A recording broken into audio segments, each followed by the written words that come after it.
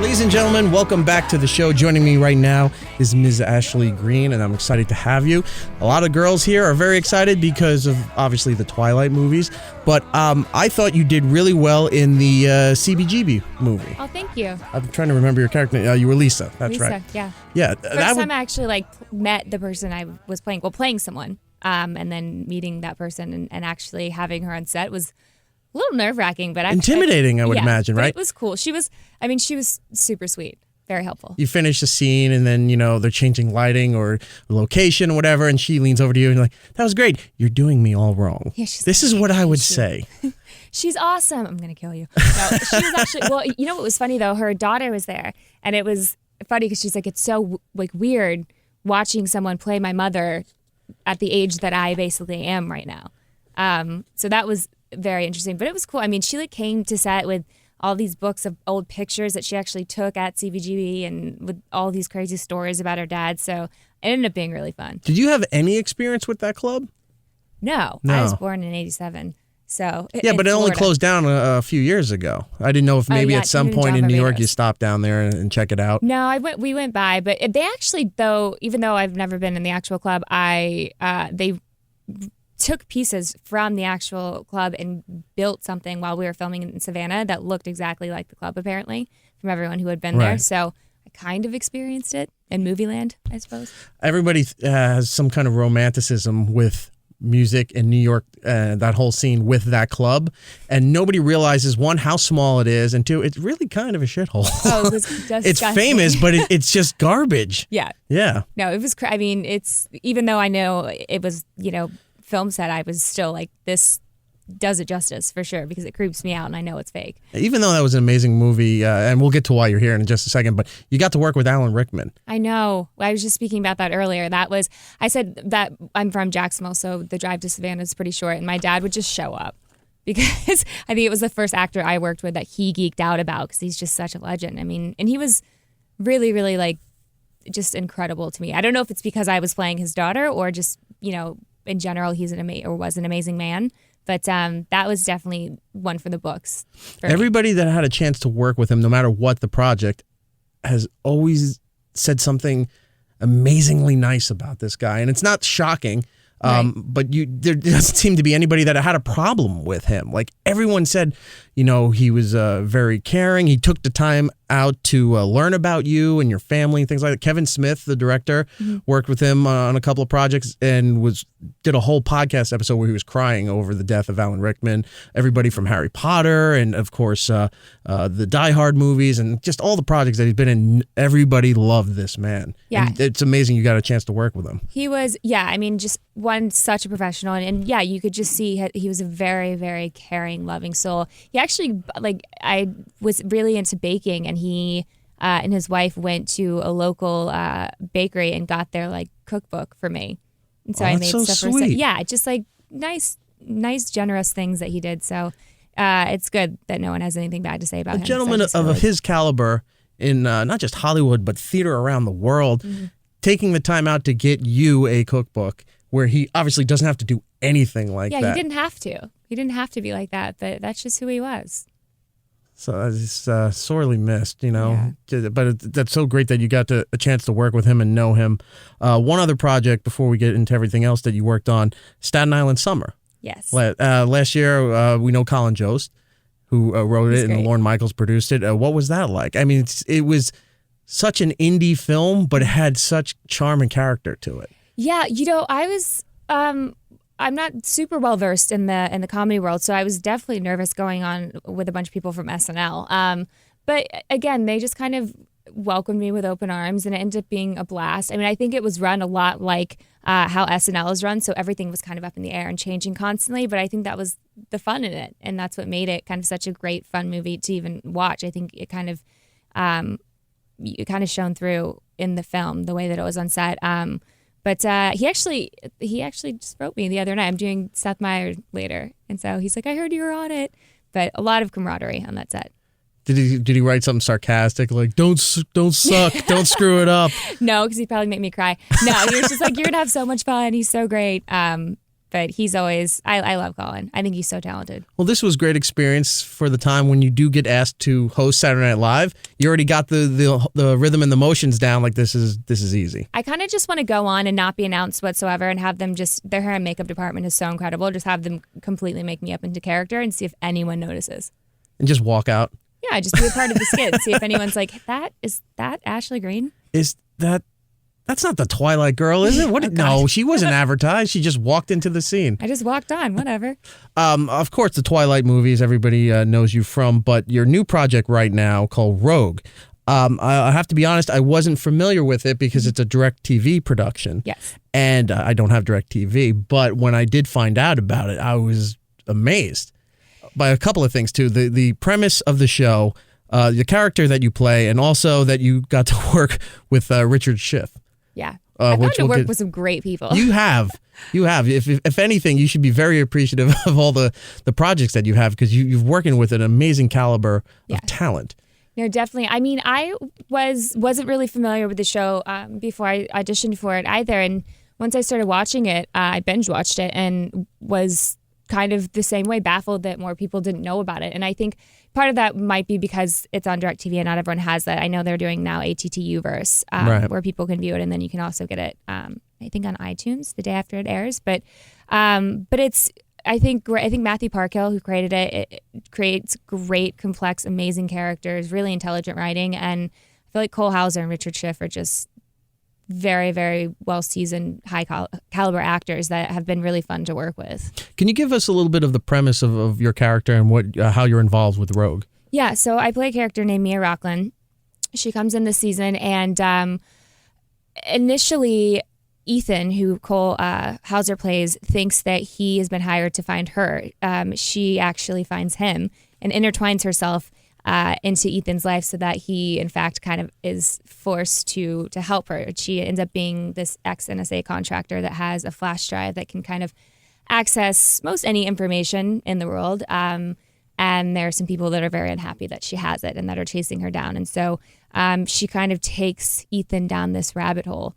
And it was definitely a daunting character to play and come in and kind of go head-to-head with someone like Cole because he is, I think, such a kind of dominant, intimidating figure. But it's, I think, going to be fun for the audience to see kind of a female counterpart for Ethan Kelly because you haven't really seen that, I think, in the other seasons. And they definitely play a game of cat and mouse throughout the entire season.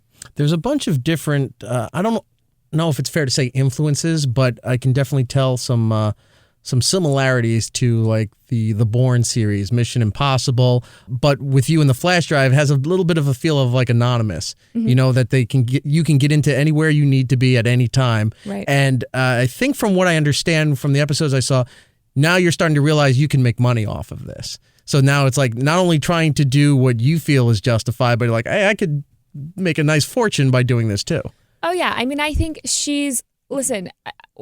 think Mia knows that Ethan is maybe one of the only things that really controls him is money. Yeah. And so that's kind of a way to get He just doesn't heart. Want your friendship. He wants your money. He just wants my money, but I'm okay with that. I think they're both kind of cut a little bit from the same cloth in the fact that they're both survivalists and they're both opportunists. And they're okay with that.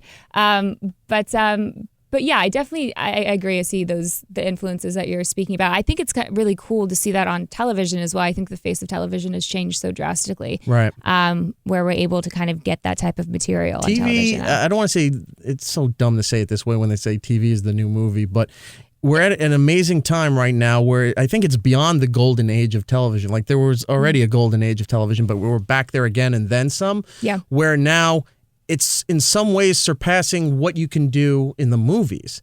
A lot of movie stars are now moving back to television because of the amazing platforms like what DirecTV is doing now. The other go-tos like Hulu and Amazon and Netflix, right. And even some of the cable channels that are taking risks, FX, AMC, what have you, to go back and now do TV shows like this that you couldn't even do maybe even 5 years ago. Oh yeah, to do this kind of a show. It's really incredible. That's what I completely agree. It is kind of, I was saying before, like almost like the indie movies of television, basically, because you're able to get away with so much more and have kind of that real, like, true grit that you weren't able to do 5 years ago. Right. And it's really exciting and fun.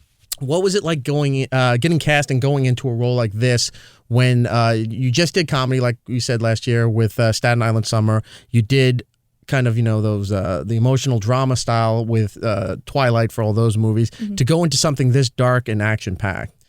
I've been waiting for this role. I've been waiting, I think, to be the appropriate age to be able to take on a character like this and to be able to book something like this, because I think even though we have made leaps and bounds with television, I think getting these type of strong, intelligent female roles, it's not an easy thing to do. There's not a ton of it out there.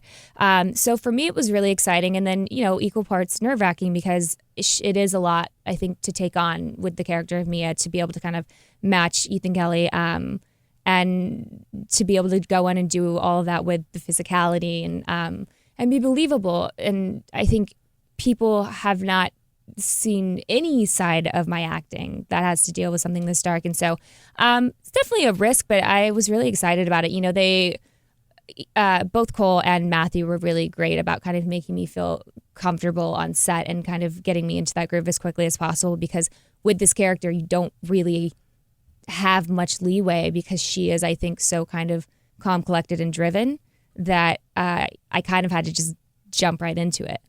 You're not sparkling in this role. I am not sparkling. I'm not bubbly. I think I smiled twice. Working with Richard Schiff. I love Richard Schiff. Me too. For those who don't know, Richard has been in shows like West Wing, House of Lies. I think he's in Once Upon a Time. Yeah. Does some of their.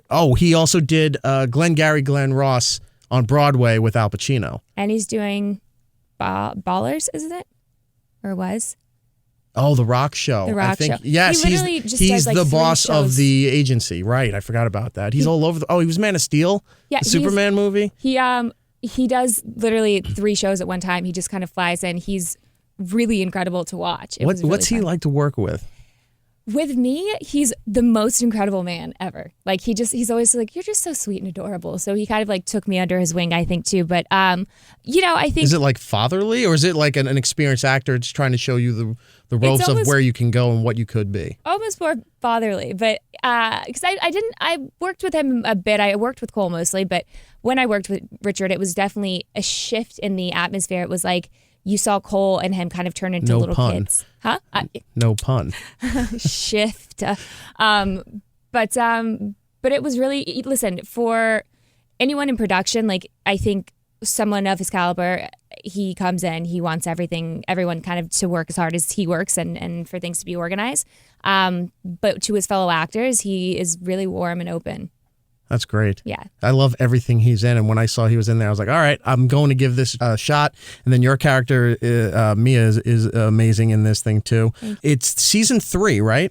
Season 3, but they took a hiatus basically, and it's a second installment of season 3. So they're doing the half seasons like AMC does. Mm-hmm. Okay, so I was confused at first when I was trying to catch up. This is 3B then. All right, the second half of the 3rd season. Yes. So you came in at the beginning of the 3rd season, or were you there at the end of the 2nd? I came in at the beginning of the 2nd. Oh. So you've been there for. Oh wow. Okay. Yeah. I apologize. No. The 3rd season, second part. So 3B, okay. I came in the beginning. All right, so I was right. Okay, yeah. Just making sure. Like I said, it was a little difficult, but when I did find the show, I saw 2.5 episodes leading up to this here, and it's good, and you got me now. It's just I got to seek it out because I don't have DirecTV. Yeah, and I think that's something we're definitely working on, is trying to make it easier for everyone to access.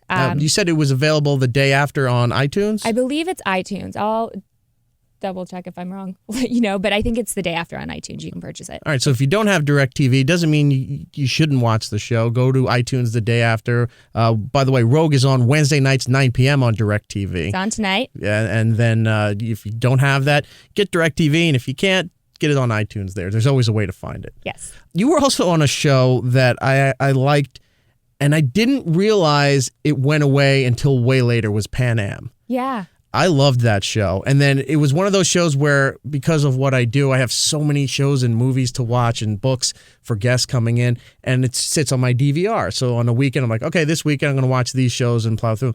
I didn't realize that it stopped. And then all of a sudden, whatever happened? And then I realized it was over. Mm-hmm. But I loved Pan Am. Yeah, I feel like part of it, I loved it too. And it was so fun working on it because I think, the costumes and the sets and everything were so authentic. I think part of it was, I think it got moved twice slot-wise, which never helps with television following. No. But yeah, I was confused by it too because I know they had a huge international following as well. But I'm glad I got to kind of work in that era for sure. You also did some video game work. You a big gamer? I'm not a big gamer. No. Or at least on your phone? Are you playing Candy Crush, something like that? No, I want to say that because I know I would become addicted, I just kind of try and stay away from that stuff because it's like, listen, I already binge watch television to the point where I'm like, Ashley, you need to turn off the TV and work and actually pay your rent. But no, I'm not a huge gamer. I play Batman. Now I know how to play that game. Well, that was my other question because for those who don't know, you did Barbara Gordon, Batgirl's voice in Batgirl, A Matter of Family, and also Gotham City Stories. Mm-hmm. Are you a comic book fan? Not hugely. Okay, so you kind of lucked into honest, this one. Yeah, I was.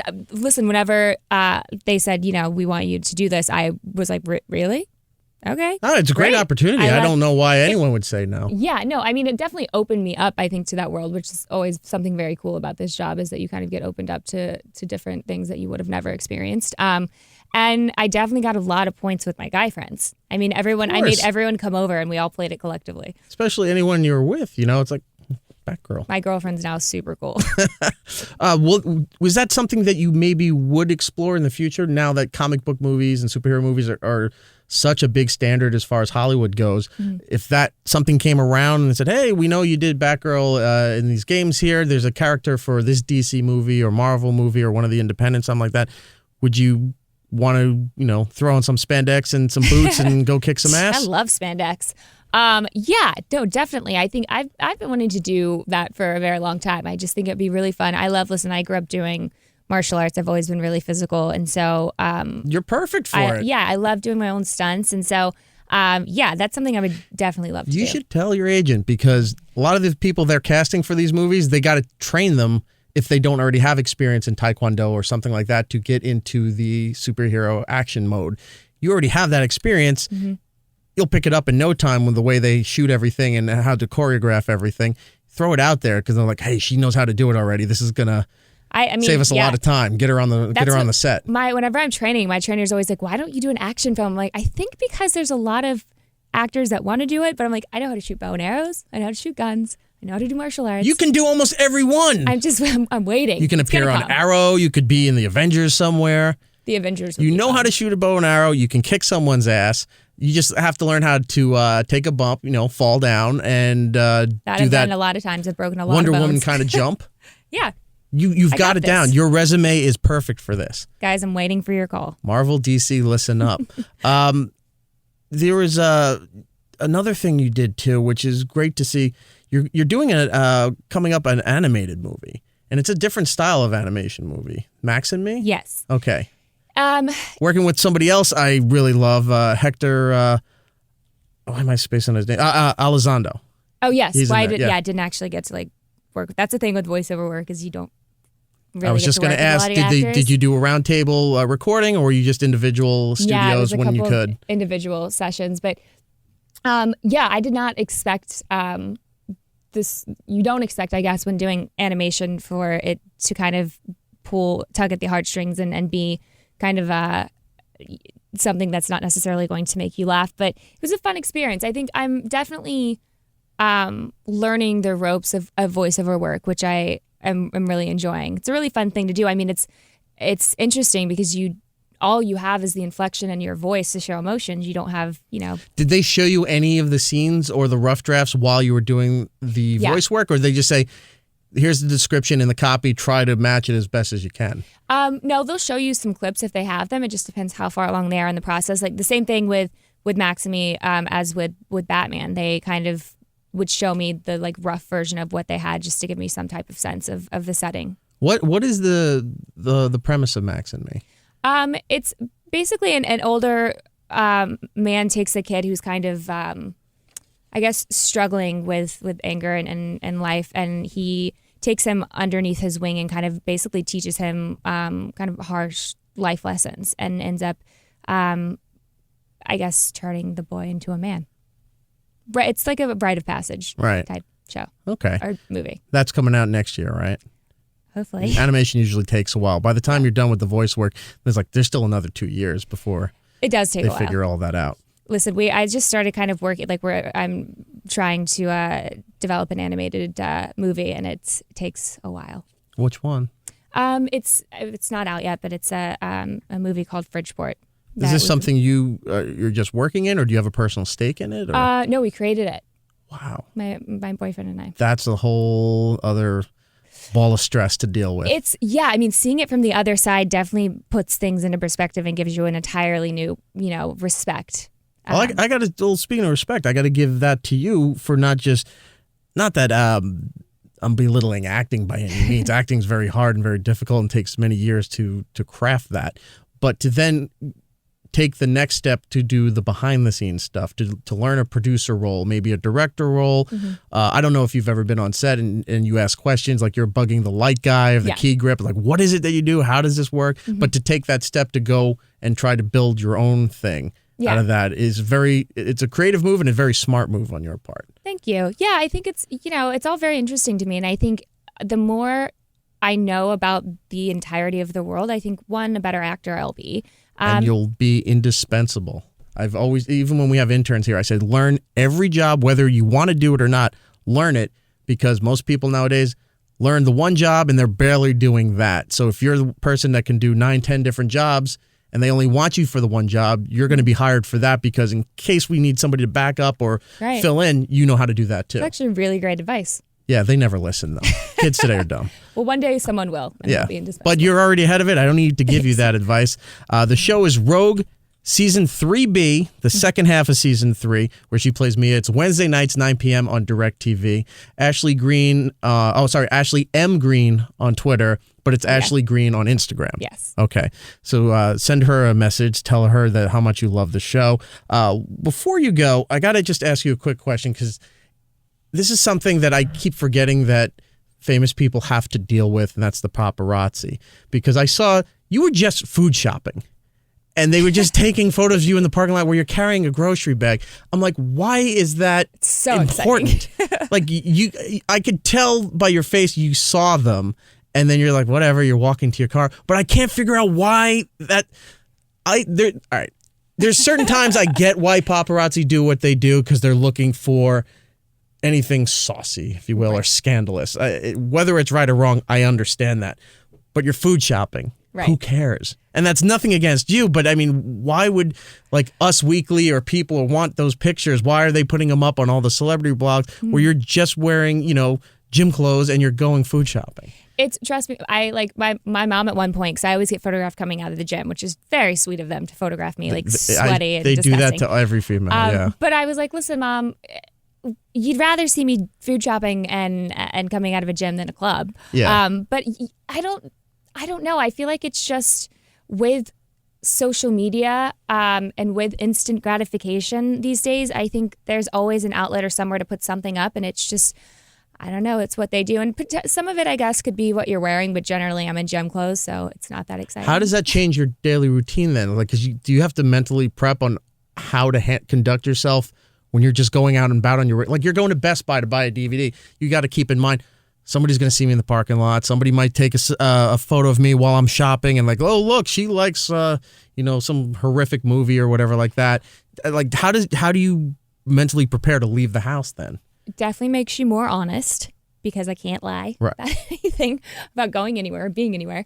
But, I think because I basically started in the world of Twilight and it was so intense, and that this is 1% of what that was. For me, it's a different experience maybe than what most people have. So for me, it's just a part of life, and it's something you have to accept. And it's sad that that's the way that the industry is these days, but it is. And I feel that it takes so much more time and energy and effort for me to get agitated by it that I just kind of choose to ignore it. I saw the shrug. Like I said, you're carrying the groceries. You're like, they're there. Yeah. Walking to the car. I'm polite to them. They're polite to me. With some people, you see them screaming obscenities and saying really negative things. And then luckily, I think I've created a mutual respect. For what reason?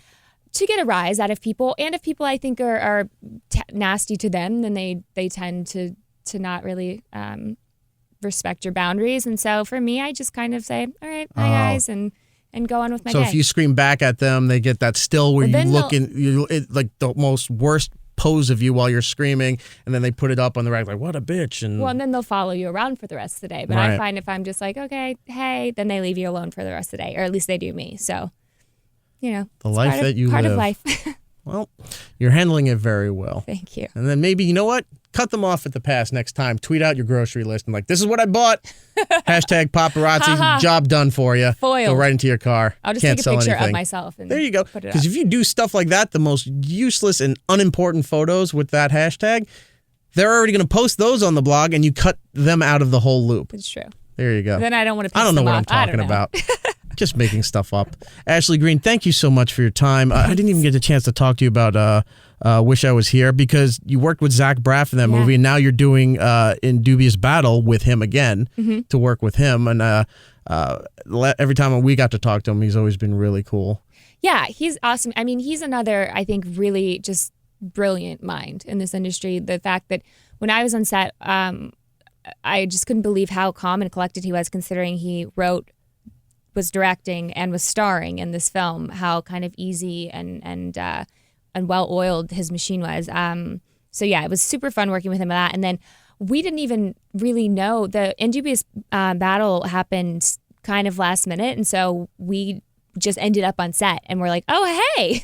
Yeah. It's like, it was, I there were had so no many idea. great people in that film. I mean, the cast for that, and that movie comes out later this year, right? Yeah, Or is it? All right. I mean, the cast for that alone is James Franco, Vincent D'Onofrio, Bryan Cranston, Robert Duvall, Ed Harris, Zach Braff, Selena Gomez. Oh yeah. You're in great company. Oh, Robert Duvall, I was just beside myself. You take a photo?